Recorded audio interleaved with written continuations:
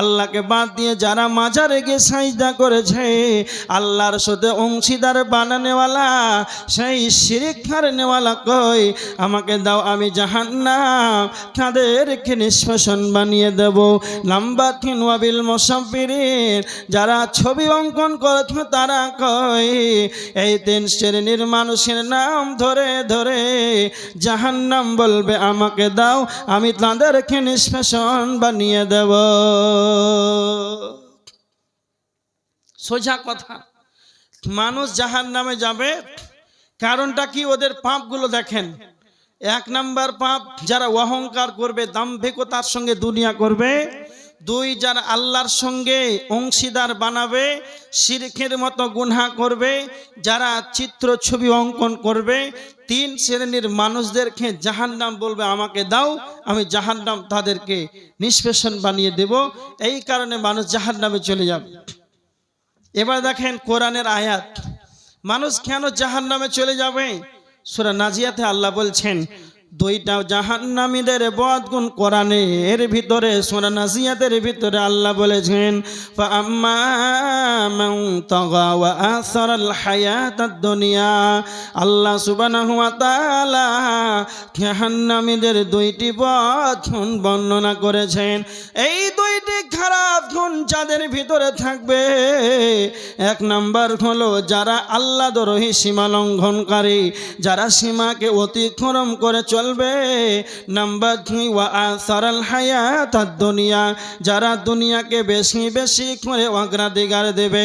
60, 70, 80 বছরের জীবনটাকে সকাল থেকে সন্ধ্যা, সন্ধ্যা থেকে সকাল, সারাটা দিন যেন দুনিয়া দুনিয়া নিয়ে পড়ে আছে। মাঠে ঘাটে দুনিয়ায় যেন ব্যতিব্যস্ত, ক্ষেত খামারে পড়ে আছে। মরজান বলছেন আসসালাতু খায়রুম মিনান নাওম, তখন শুয়ে ঘুমের ভিতরে আছে। মরজান বলছেন হাইয়া আলাস সালাহ, সালাতে এসো, সফলতা নিয়ে যাও। তখন তার হুঁশ কান জ্ঞান নাই, আমাকে মসজিদে যেতে হবে, আখিরাত আমাকে আল্লাহর সম্মুখে দাঁড়াতে হবে, এই ধ্যান ধারণা নাই। শুধু দুনিয়া দুনিয়া নিয়ে যারা পড়ে থাকবে, এরা পৃথিবীর বুকে কতটা হতভাগা। বিশ্ব নবীর কাছে এক ব্যক্তি এসে আল্লাহর নবীকে প্রশ্ন করেছেন। ইবনে মাজাহ শরীফের 4259 নাম্বার হাদিস।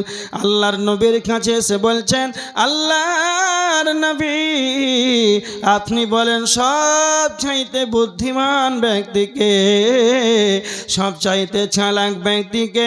আল্লাহর নবী 2টা কথা বললেন।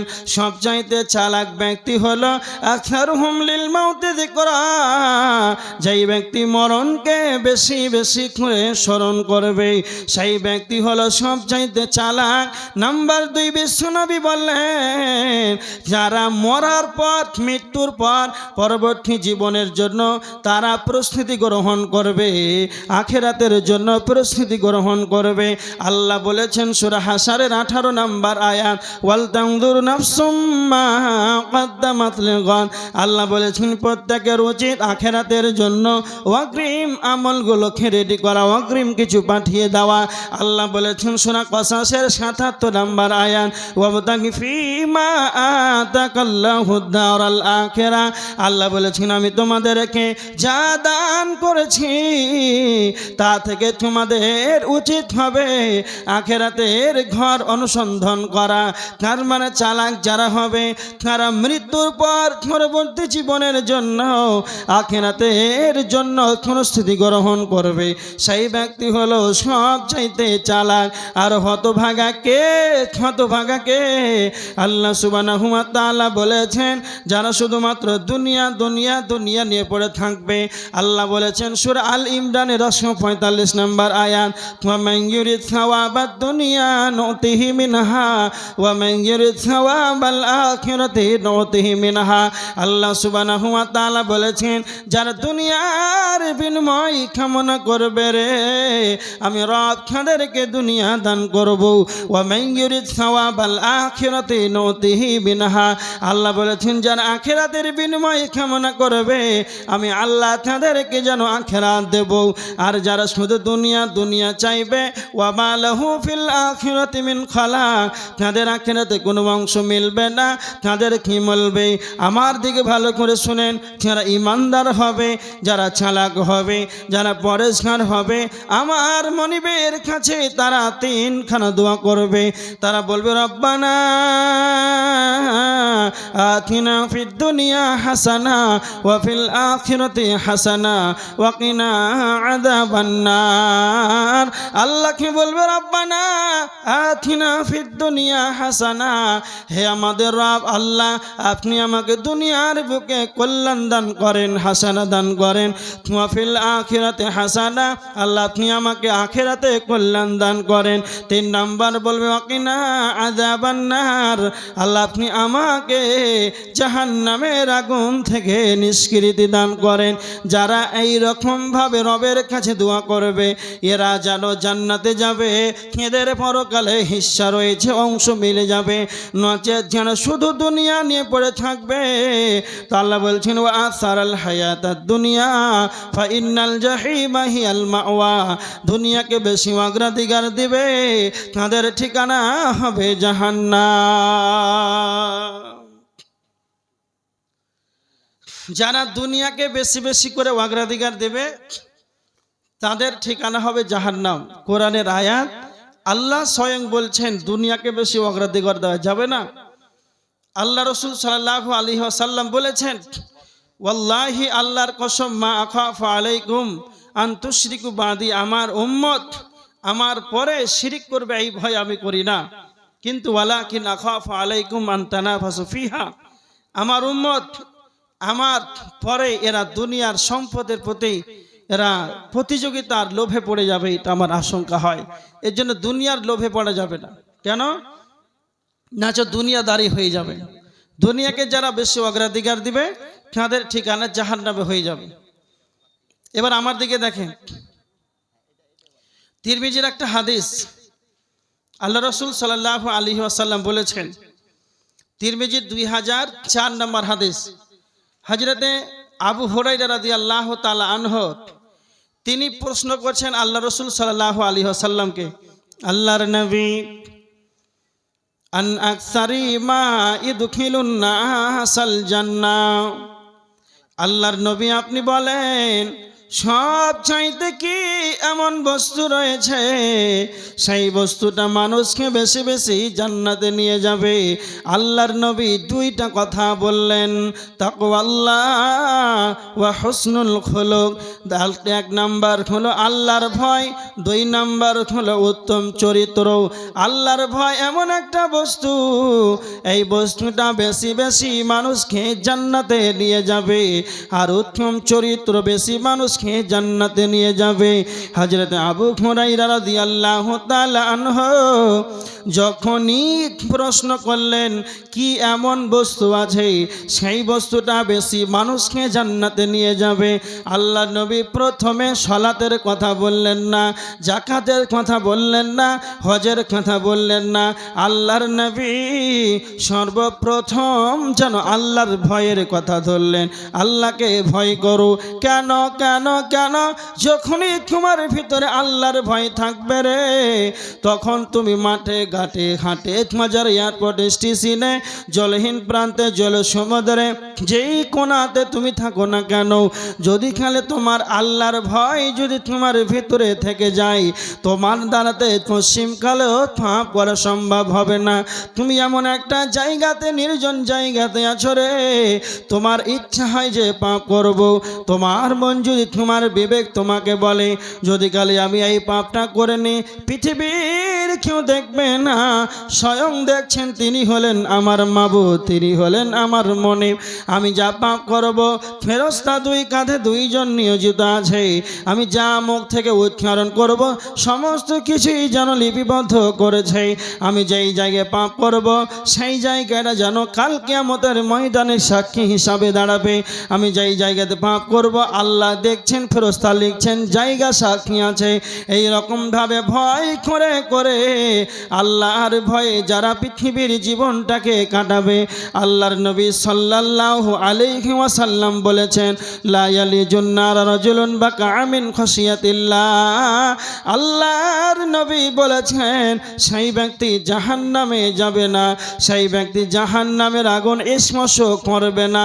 সেই ব্যক্তিকে বাকা মিন খাশিয়াতিল্লাহ, যেই ব্যক্তি আল্লাহর ভয়ে চোখের পানিতে অঝর নয়ন কাঁদবে, সেই ব্যক্তি জাহান্নামে যাবে না, সেই ব্যক্তি জাহান্নামের আগুন যেন স্পর্শ করবে না। আল্লাহর নবী বলেছেন, হাত্তা ইয়াউদাল লাবানু ফিদ দার'i, যেমন করে গাভীর বাট থেকে দুধ দহন করা হয়, আবার ওই গাভীর বাটটাকে যেমন পুনরায় ফিরানো অসম্ভব, ঢুকানো অসম্ভব, অনুরূপ এটা যেমন অসম্ভব, যারা আল্লাহর ভয়ে চোখের পানিতে যারা কাঁদবে তারা জাহান্নামে যাবে, এটাও যেন অসম্ভব। মানুষ বলে 7 সমুদ্র 13 নদী, বৈজ্ঞানিকরা বলেছেন 3 ভাগ জল, পৃথিবীতে 1 ভাগ স্থল। সারা পৃথিবীর যতগুলো নদী নালা, খাল বিল পুকুর পাহাড় সমুদ্র, যতগুলো পৃথিবীর পানি আছে, সমস্ত পানিকে যদি জাহান্নামের ভিতরে ভরে দেওয়া হয়, তাহলে জাহান্নামের আগুন যেন নিষ্ক্রিয় হবে না, জাহান্নামের আগুন যেন তেজস্বী আরো বাড়বে। কিন্তু বিশ্বনবী বলেছেন, কেউ যদি আল্লাহর ভয়ে চোখের পানিতে অঝর নাইনে যদি চোখের পানি দেয়, চেদে কেঁদে যদি 2 ফোঁটা চোখের পানি ফেলে দেয়, তাহলে 7 সমুদ্র 13 নদী যে কাজ করবে না, পৃথিবীর যত জল আছে সমস্ত পানি যে কাজ করবে না। আল্লাহর ভয়ে কেউ যদি কেঁদে দেয়, তাহলে ওই 2 ফোঁটা চোখের পানির কতটা মূল্য রয়েছে, তার জন্য জাহান্নামের আগুন নিভিয়ে ঠান্ডা হয়ে যাবে। এজন্য বিশ্বনবী বলেছেন, আবু হুরায়রা, সব চাইতে বেশি মানুষকে জান্নাতে নিয়ে যাবে, সেটাই হলো আল্লাহর ভয়। 2, আল্লাহ রাসূল বললেন, উত্তম চরিত্র, আখলাক ভালো করো। উত্তম চরিত্র এমন একটা বস্তু, পৃথিবীর বুকে কোনো স্কুল কলেজ ইউনিভার্সিটি ভার্সিটি নাই যা আপনাকে চরিত্রবান বানিয়ে দেবে। চরিত্র এমন একটা বস্তু, নিজেকে চরিত্র বানাতে হয়। চরিত্র যেমন বানাতে সময় লাগে, চরিত্র ধ্বংস হতে কয়েকটা সেকেন্ড লাগে, এটা আপনাকে মনে রাখতে হবে। চরিত্র বড় খাতারনাক বস্তু। আল্লাহ রাসূল চরিত্রটাকে ধরলেন, সলাতের কথা বললেন না, আগে চরিত্র ভালো করো। পৃথিবীতে অনেক মানুষ আছে যে ও 5 ওয়াক্তে নামাজ পড়ে, কপালে ঘট্টা পড়ে আছে, তাহাজ্জুদের সালাত আদায় করে, ওর চরিত্রের কারণে মসজিদের ইমাম টিকছে না, চরিত্রের কারণে মসজিদের মুসাল্লি শান্তিতে নাই। এই জন্য আগে চরিত্র ভালো করো, যেন তোমাকে দেখে মানুষ যেন অন্তত শান্তি পায়। এই জন্য আগে চরিত্রকে ভালো করতে হবে। তারপরে আল্লাহ রাসূলকে আবার সাহাবী প্রশ্ন করছেন, হযরত আবু হুরায়রা, আল্লাহর নবী, আন আকসারি মা ইদখিলুন নাসান নার, আল্লাহ রাসূল আপনি বলেন কি এমন বস্তু আছে যেটা মানুষকে বেশি বেশি করে জাহান্নামে নিয়ে যাবে? তো আল্লাহ রাসূল বললেন, আল ফাহমু ওয়াল ফারজ, 2টা বস্তু আছে যেই বস্তুটা বেশি বেশি মানুষকে জাহান্নামে নিয়ে যাবে। 1, মুখ, এই মুখমণ্ডল জিহ্বা, এটা মানুষকে বেশি বেশি জাহান্নামে নিয়ে যাবে। 2, লজ্জা স্থান। এই জন্য এই 2টাকে হেফাজতে রাখতে হবে। আল্লাহ সুবহানাহু ওয়া তাআলা আমাদেরকে কথা বলার ক্ষমতা দিয়েছেন, আল্লামাহুল বায়ান, এটা অন্য কোনো প্রাণীকে দেয়নি। ওদের আমাদের চাইতে ক্ষমতা বেশি আছে, শক্তি বেশি আছে, তারপরে তারা কথা বলতে পারে না। আল্লাহ আমাদেরকে কথা বলার ক্ষমতা দিয়েছেন। এই জন্য আল্লাহ আমাদেরকে আবার টাইট করে দিয়েছেন।